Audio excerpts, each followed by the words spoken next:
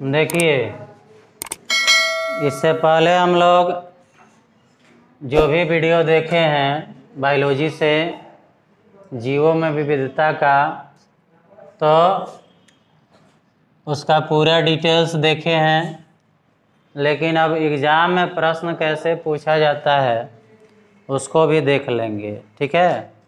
तो जो लोग सभी वीडियो को नहीं देख पाए हैं वो लोग जाके मेरे वीडियो लिस्ट में देख सकते हैं। एक एक करके हमने सारा पूरा चैप्टर को समाप्त कर दिया है, तो आप देख सकते हैं और वो देखे रहिएगा तो ये सब क्वेश्चन बहुत ही आसानी से बन जाएगा, इसलिए उसको भी ज़रूर देख लीजिएगा। तो क्वेश्चन क्या है, ऑब्जेक्टिव क्वेश्चन। जैसे पहला प्रश्न है, जीवों को किसने 5 जगत में वर्गीकृत किया? तो ये आंसर हो जाएगा आर व्हिटेकर ने। किसने? आर व्हिटेकर ने। जीवों को किसने 5 जगत में वर्गीकृत किया? तो आर व्हिटेकर ने, ठीक है। उसके बाद आता है यूग्लिना। तो यूग्लिना जो है एक जीव है और इसमें प्रश्न किया है कि किस जगत में इसे रखा जाता है। तो अलग अलग जगत है, जगत फंजाई, जगत प्रतिष्ठा ना, जगत मोनेरा, ये सब है ना। तो इसमें प्रोटिस्टा के अंतर्गत यूग्लिना को रखा जाता है। उसके बाद कहता है कि कवक में किसका अभाव होता है? तो कवक में क्लोरोफिल का अभाव होता है, ठीक है। कवक में किसका अभाव होता है? क्लोरोफिल का, इसलिए ये परपोषी होता है, ठीक है। हाँ, मशरूम क्या है जी? तो मशरूम भी एक क्या है? कवक है। मशरूम क्या है? एक कवक है। और मशरूम की हम लोग सब्जी भी बनाते हैं, बहुत महंगा मिलता है, खेती भी आजकल इसका हो रहा है।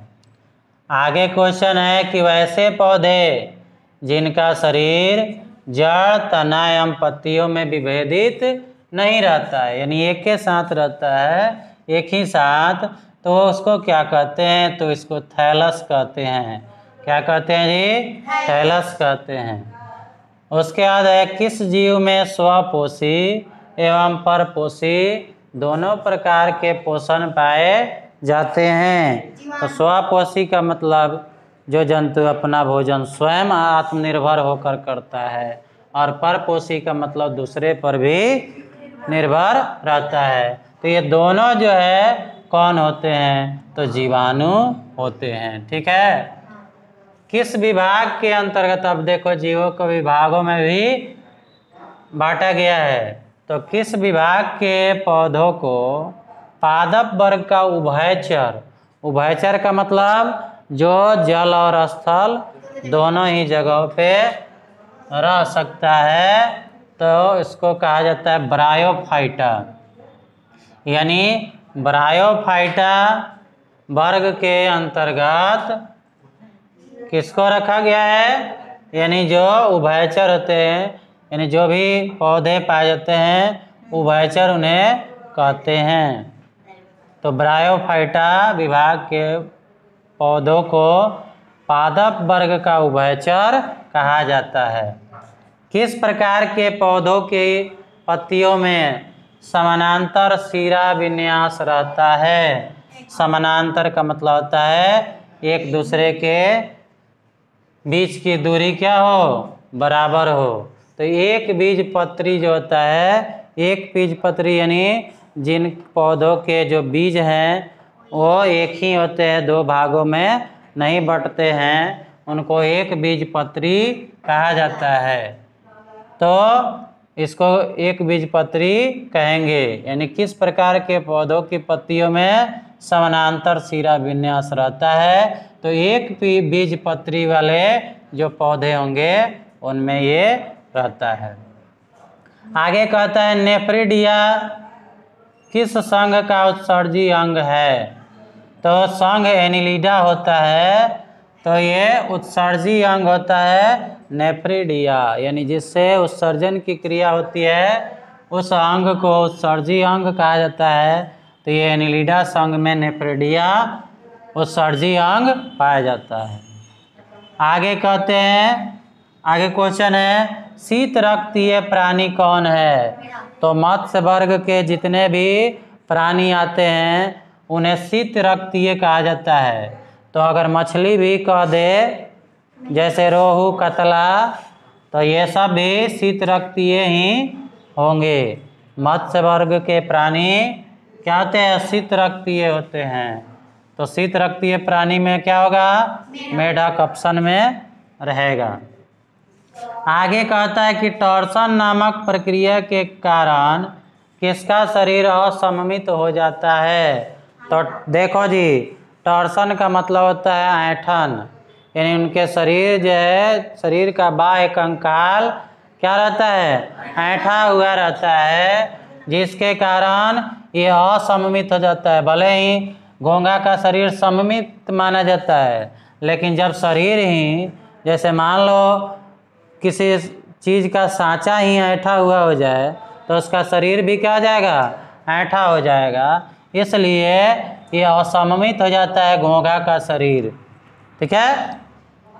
आगे कहता है कि जल संवहन नाल तंत्र की उपस्थिति किस संघ के जंतुओं का लक्षण है? तो इकाइनोडर्मेटा संघ का ये लक्षण होता है। उनमें जल संवहन नाल तंत्र पाया जाता है। किसमें शरीर कवक जाल की तरह होता है? यानी जो जगत फंजाई हैं उनमें कवक जाल की तरह होता है शरीर। उसके बाद नग्न बीजी पौधों को क्या कहते हैं?